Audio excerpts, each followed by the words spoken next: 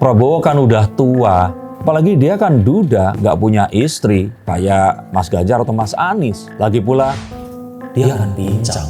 Orang masih meragukan Pak Prabowo karena belum mengetahui cerita sebenarnya tentang keluarga Joyo Hadikusumo ini tadi. Karenanya menjadi sebuah alasan yang masuk akal dong kalau Pak Prabowo ini dikasih kesempatannya 2 tahun aja. Dan dia ini kalau bisa dilengserkan nanti dan digantikan oleh Gibran. Bahkan ada sebuah teori yang mengatakan jangan-jangan beliau nanti itu akan diracun.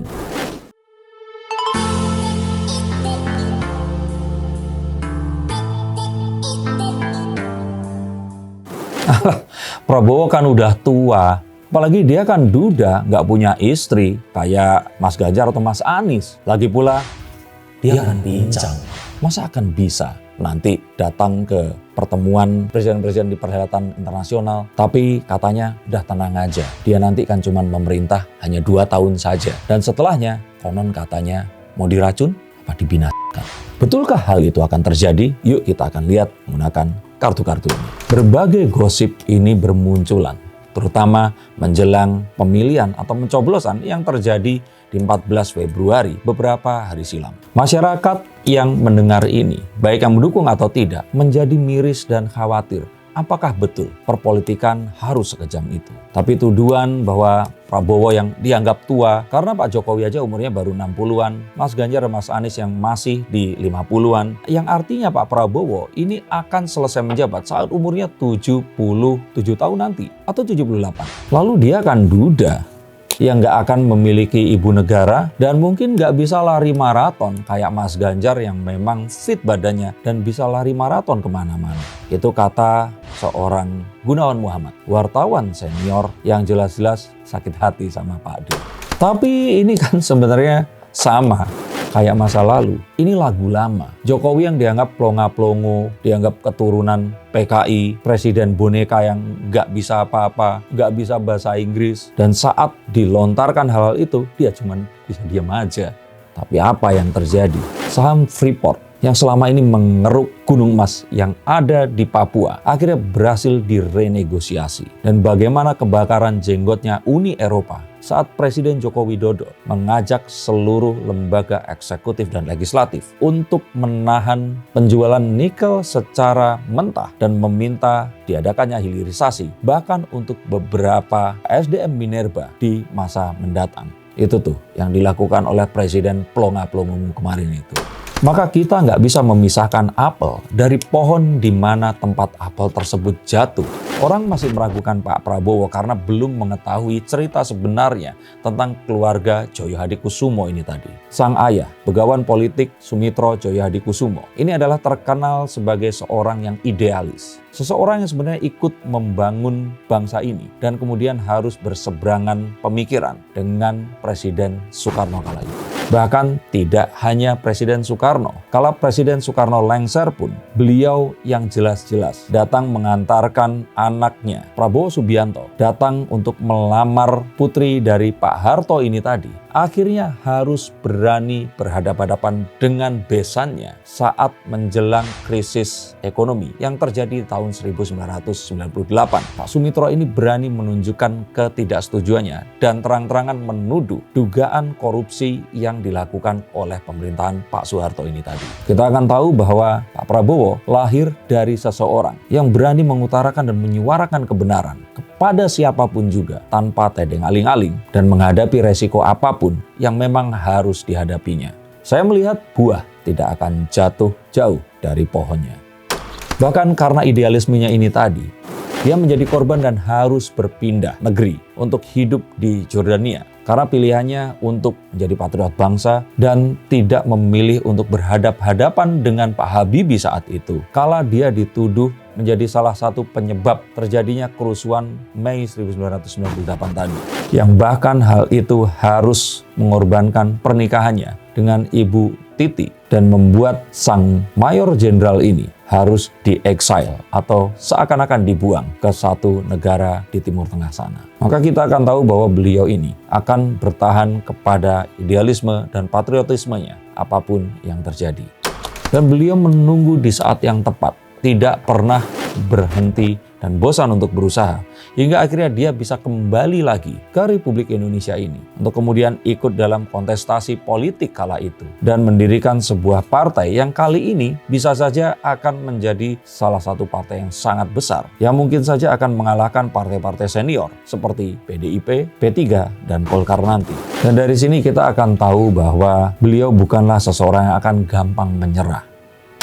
Saya katakan bahwa beliau adalah seorang prajurit sejati yang tidak akan menyerah kecuali mati. Ini terjadi dan bisa dibuktikan dengan 4 kali beliau mengikuti kontestasi pemilihan presiden dan wakil presiden yang semuanya menuai kekalahan. Tapi itu tidak menyurutkan langkah Pak Prabowo untuk terus kemudian berusaha menjadi seorang kingmaker dan memberikan sumbangsihnya kepada Republik ini. Tak tanggung-tanggung, nama-nama yang saat ini ada dalam kontestasi politik di Indonesia ini lahir karena tangan dingin seorang Prabowo Subianto. Jokowi yang terus kemudian naik dari wali kota Solo menjadi gubernur DKI ini tidak lepas dari lobi-lobi Pak Prabowo kepada Ibu Megawati yang konon awalnya menolak mengangkat Jokowi menjadi gubernur DKI kala itu. Dan karena lobi-lobi politiknya ini, akhirnya Bu Mega mau mengangkat Jokowi untuk menjadi gubernur DKI, menemani Basuki Cahayapurnama yang juga diangkat oleh beliau dan memajukan seorang wali kota dari Belitung yang mungkin orang Jakarta nggak pernah dengar namanya sebelumnya, menjadi wakil dari Jokowi dan memenangi kontestasi Pilgub kala itu tadi. Dan tidak hanya itu, kalau kita berbicara tentang seorang Anies Baswedan, maka kita akan tahu bahwa Anies ini adalah jagoan baru Pak Prabowo untuk melawan Jokowi dan Ahok di Pilgub 2017 beberapa tahun silam itu. Maka buat seorang Prabowo Subianto, dia tidak pernah memenangkan kepentingan golongan, tapi Indonesia dan kepentingan masyarakat banyak di atas apapun itu tadi. Tanpa dukungan baik material maupun moral, maka mustahil 3 nama yang saya sebutkan tadi mendapatkan kemudahan dan juga kelancaran jalan untuk menjadi orang yang kita lihat hari ini. Tapi kan dia ini pincang. Saya heran dengan orang yang saat itu menantang Pak Prabowo untuk lari maraton dengan Mas Ganjar. Atau saat Abah Anies datang mengunjungi sebuah padepokan yang ada di pucuk gunung dan harus melewati ratusan anak tangga, lalu membandingkannya dengan Pak Prabowo yang jalannya itu pincang. Gini loh, kalau mau membandingkan, jangan dibandingkan saat ini dengan usia yang seperti ini. Saat Pak Prabowo seusia Mas Anies dan Mas Ganjar, jangankan maraton, berlari dengan mengangkat ransel yang beratnya hingga belasan kilogram dan berenang mengarungi lautan, itu adalah hal yang harus dilakukan oleh anggota Korps Pasukan Khusus Republik Indonesia, apalagi komandannya. Masa mau disamakan dengan seseorang yang hobi maraton saja, lalu menaiki tangga? For your info yang kalian belum tahu, silakan cek podcast Close the Door dari Master Deddy Corbuzier yang Pak Prabowo mengatakan kakinya tersebut menjadi tidak berfungsi seperti yang seharusnya adalah karena kecelakaan beberapa latihan ketentaraan yang harus dilaluinya. Saat terjun di Jerman, terus kemudian jatuh di jurang dan harus bergelantungan selama beberapa waktu yang lama sampai akhirnya dia diselamatkan, dan banyak kecelakaan yang lainnya. Untuk apa? Untuk membela bangsa dan tanah airnya, yang juga tanah air kita. Gak mungkin dong kalian harus dibandingkan untuk berolahraga atau beradu fisik dengan seseorang yang pantas menjadi ayah kalian. Betul atau betul? Oke deh, tapi sekarang kan beliau seperti itu. Makanya karenanya menjadi sebuah alasan yang masuk akal dong kalau Pak Prabowo ini dikasih kesempatannya 2 tahun aja.